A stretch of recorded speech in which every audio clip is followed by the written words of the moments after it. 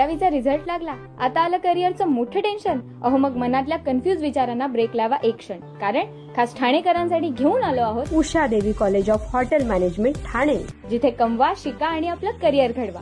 संपूर्ण practical oriented course असल्याने ना अवघड अभ्यासाची चिंता आणि क्रूज पंचतारांकित हॉटेल्समधून भारत आणि परदेशात 100% नोकरीची हमी. अहो मग वाट कसली पाहताय? आजच आपला प्रवेश निश्चित करा आणि आपल्या पाल्याला द्या करिअरची सुवर्ण संधी. निशंक होई रे मना, निर्भय होई रे मना, प्रचंड स्वविबळ पाठीशी नित्य आहे रे मना, नित्य आहे रे मना. जय शिवदत्त श्री स्वामी समर्थ महाराज. हा बोला ताई. टाइम आहे का? हा बोला बोला बोला, काय हरकत नाही. काय नाही, छोटा अनुभव आहे माझे. हा कुठून बोलताय? मी कल्याण वालधुनी. अरे हो, तुम्हाला मागे फोन केला होता मी. अच्छा. इलेक्शनचं काम होतं ना. हो हो हो हो हो. त्याच्यामुळं तुला नंतर करा. मी केला होता 2-3दा, पण तो बिझी येत होता. हा हा हा हा हा. हा. काय काय नाही, म्हणजे माझं लग्न झालं तेव्हा मी स्वामींच्या अक्कलकोटला जाऊन आली होती. अच्छा. आता तुमचं वय किती आहे? आता माझं वय 54 आहे. ओ बापरे. हा. 30 वर्षापूर्वीची गोष्ट. हो हो, तेव्हा सांगते ना, आमच्या सासऱ्यांनी तेव्हा तिथून स्वामी समर्थांची 85 मूर्ती आणलेली छोटीशी. ती आमचे सासरे ना कोळशेवाडीत मठात जायचे. अच्छा दर गुरुवारी जायचे ते आरतीला आणि ते करायचे स्वामी समर्थांचे. अच्छा अच्छा. हा, त्यांना आता 12 वर्ष होऊन गेले. अच्छा. हा, तर त्याच्यानंतर जो योग आला मला, आता अक्कलकोटला गेल्या वर्षी गेलते मी मार्च महिन्यात गेल्या वर्षी. त्याचं तर तेव्हाच ते अक्कलकोट बघितलेलं आणि आताचं अक्कल इतकं जमीन आसमानचा फरक झालेला ना. हो, खूप फरक झाला. तेव्हा म्हणजे आम्ही गेलो होतो तर स्वामींच्या तिथं अगदी मंदिराजवळच त्यांचं रूम होतं छोटं. तिथंच आम्ही राहिलो होतो. आणि आता इतका बदल झाला ना. खूप वर्षांनी गेले ना. 27 वर्षांनी गेले मी. बरोबर बरोबर. हा, तर युट्यूब वरती मी सुनित्रा देशपांडे ना, त्यांचं मी बघायची. ते स्वामींची सेवा वगैरे सांगायचे, त्याप्रमाणे मी करायची, ऐकायची. त्याच्यात ते ऐकायचं तुमचं पण आधी मध्ये ऐकत राहायची अनुभव लोकांचे. तर त्याच्यानंतर मग मी अक्कलकोटला जाऊन त्याच्यानंतर 5 महिन्यांनी म्हणजे मी दर महिन्याला कसं दुर्गा मातेची दुर्गाष्टमीला ओटी भरत असते. तर आहे इथे एक मंदिर जवळच. तर 6 महिन्यापूर्वी म्हणजे देवळात जायचं होतं, तर 2 वाजले होते दुपारी.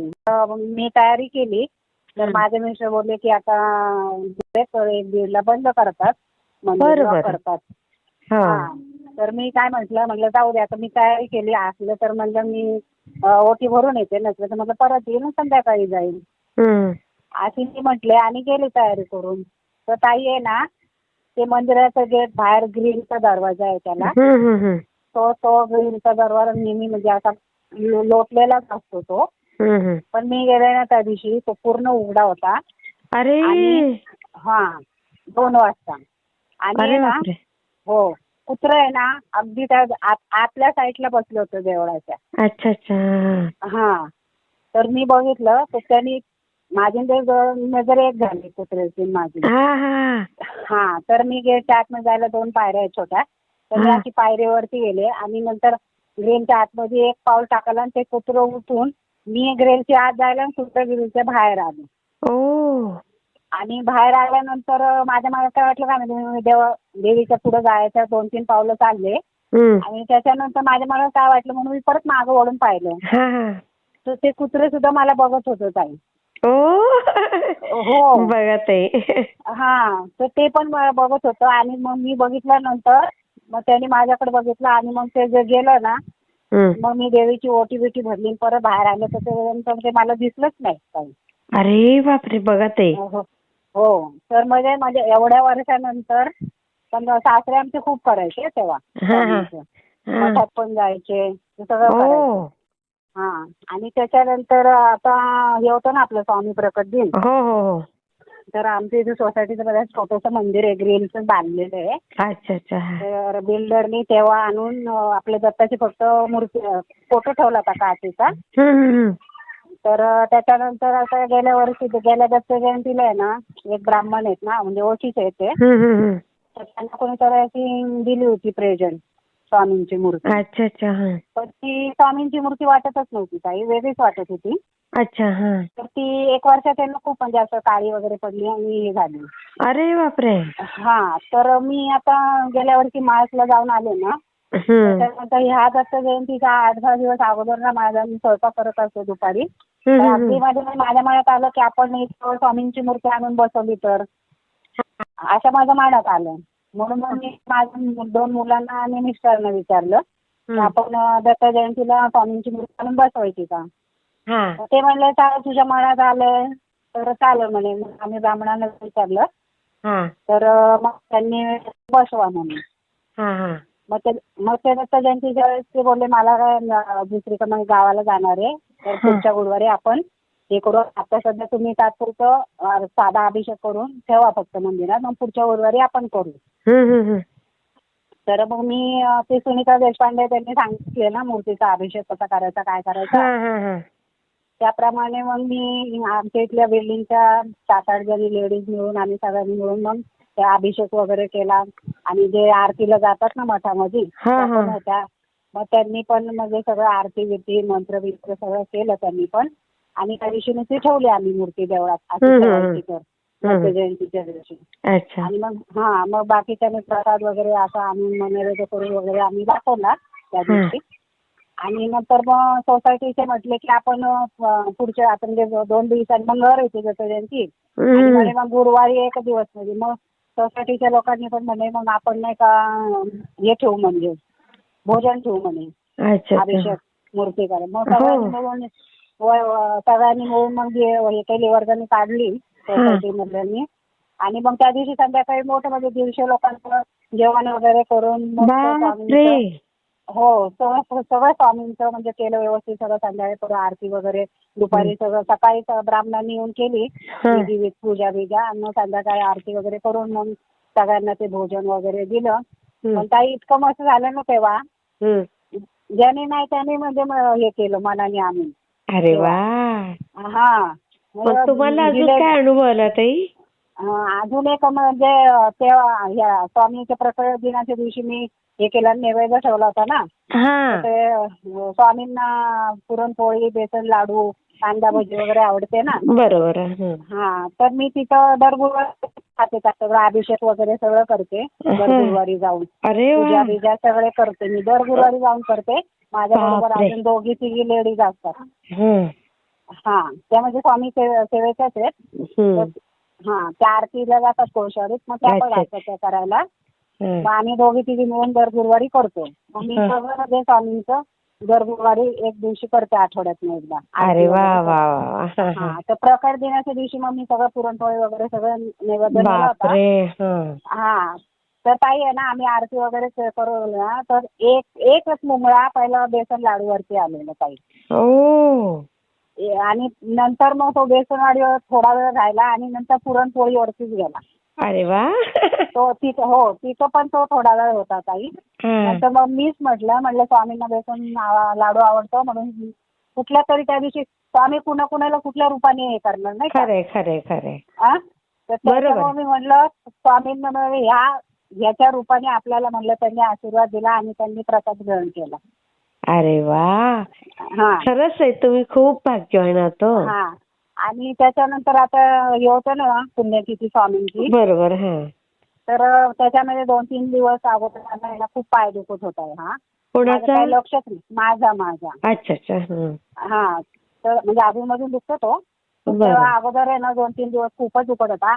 आणि ज्या दिवशी स्वामींची पुण्यतिथी होती ना, त्या दिवशी म्हणजे माझ्या मनात नव्हतं की स्वामींची सेवा करावी म्हणून. पण स्वामींनी कशी करून घेतली बघा ताई.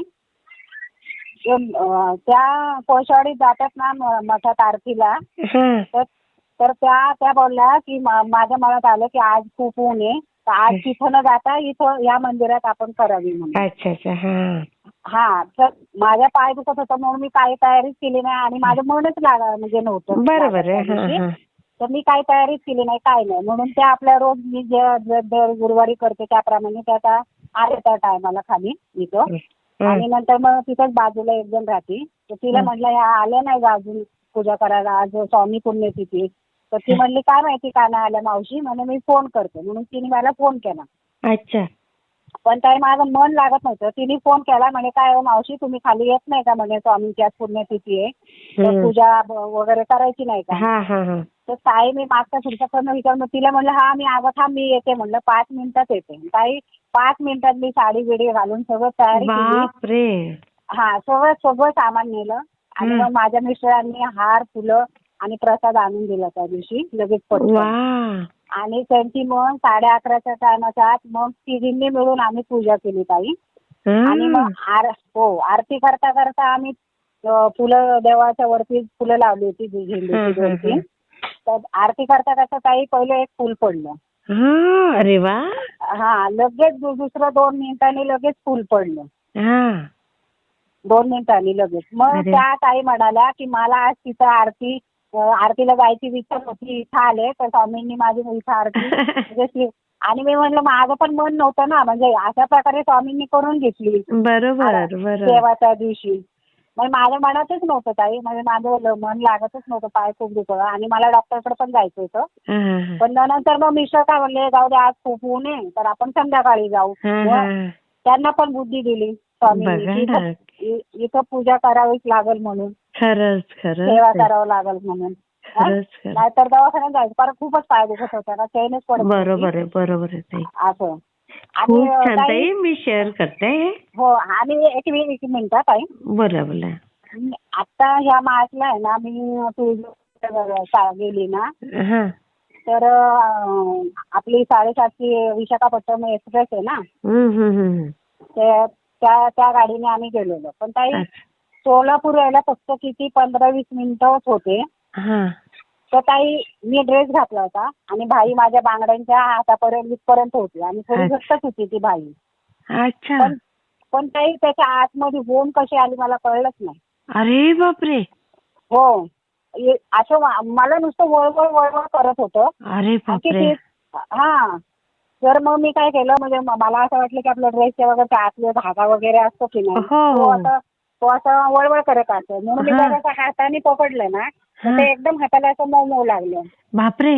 हो, तर मी असं धरूनच ठेवलं. आमच्या लग्न बघा ताई हे काय असं म्हणजे वळवळ करते, म्हणून त्याने जरा थोडंसं हातमध्ये घातलं तर त्यांच्या हाताला पण असं गिळगिळ लागले तर त्यांनी पटकन हात झटकला. हो, पण ताई मग मी काय केलं, हळूहळू भाई अशी वरती करत हे केलं आणि बघितलं ना तर ती गोम खाली पडली ताई. अर्ध्या बोटा एवढी होती आपल्या. बापरे.